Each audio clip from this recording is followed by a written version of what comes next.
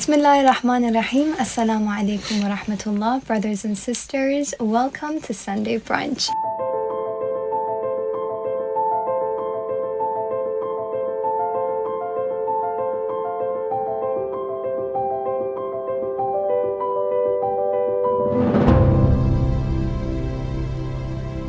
Thank you so very much for being with us, and Happy New Year to everyone. It's finally 2020, the end of a decade and the beginning of a whole new year full of new promises, new and bright horizons, inshallah ta'ala, for everyone. And inshallah, this year we're going to be moving towards becoming better people for a better society.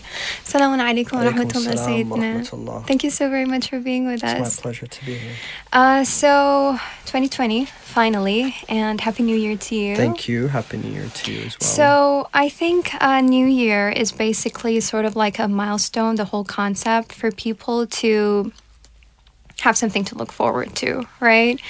And it's full of promises and new beginnings, and the best promise I think we can make to ourselves and to the society and the world we live in is to become better people. Absolutely. Right?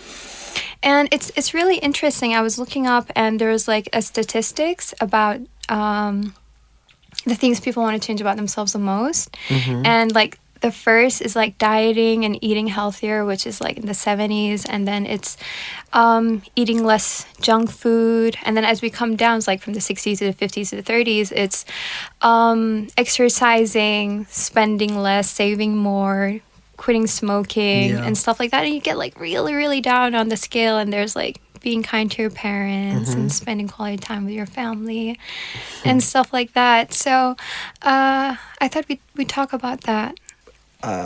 The list that you just mentioned reflects the fact that people really do care about what happens on the outside.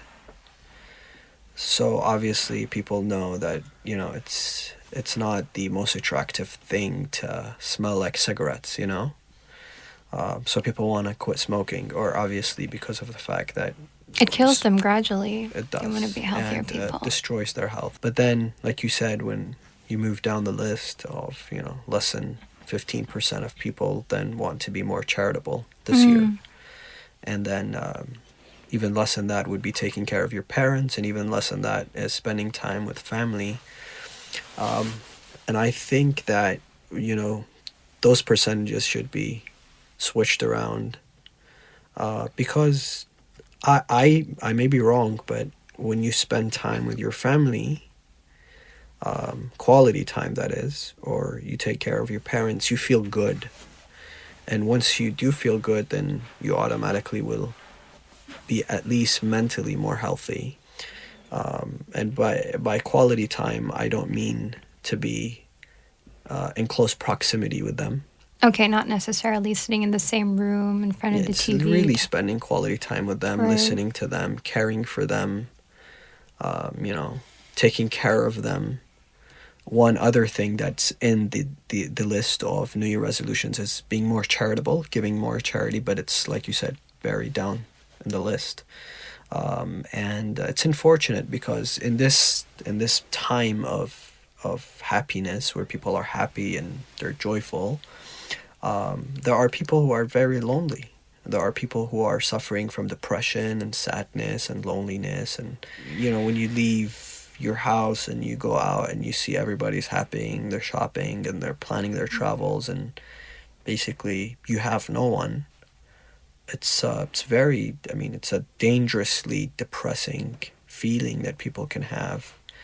And that's why, unfortunately, they say a lot of suicides also take place in the happiest time of the year, which is the holiday season.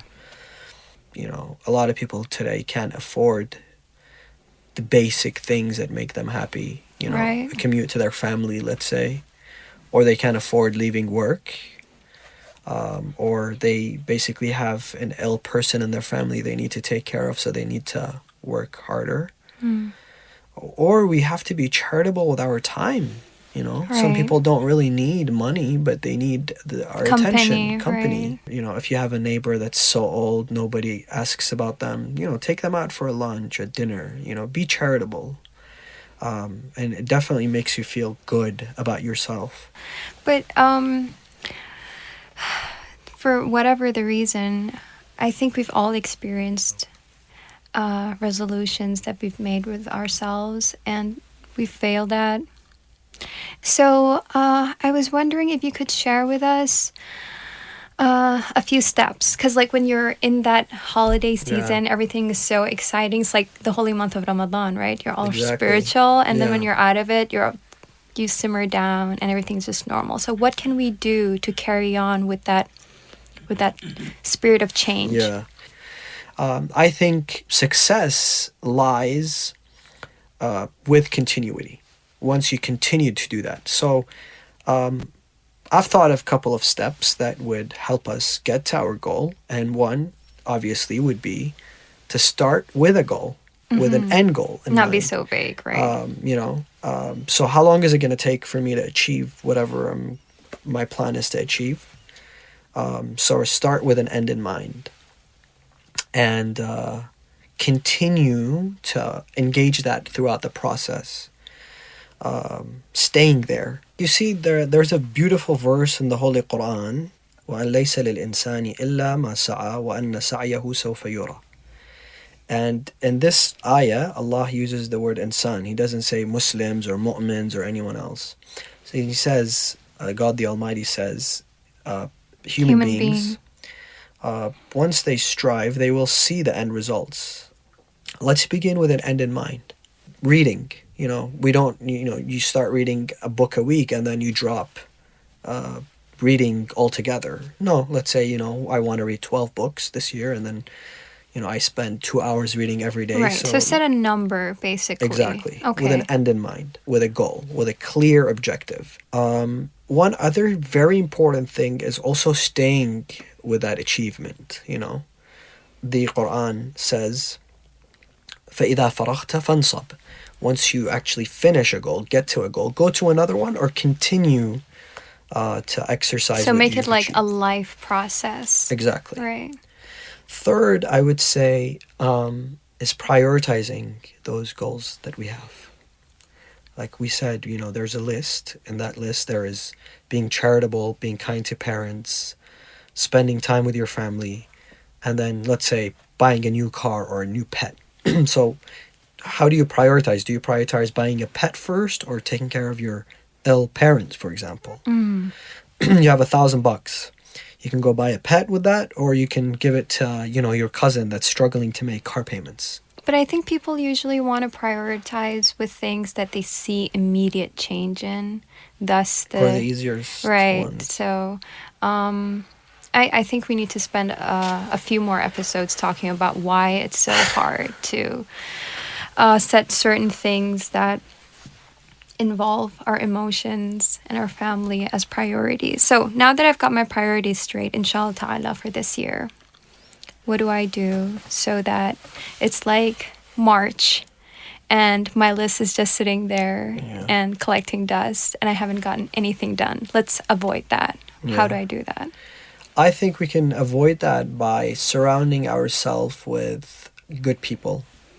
And good people could be people who are successful, who are, who wake up early, who exercise, who go to work, who take care of themselves and their families and those around them and think positively, and they have good energy, versus people who will put us down and drain us.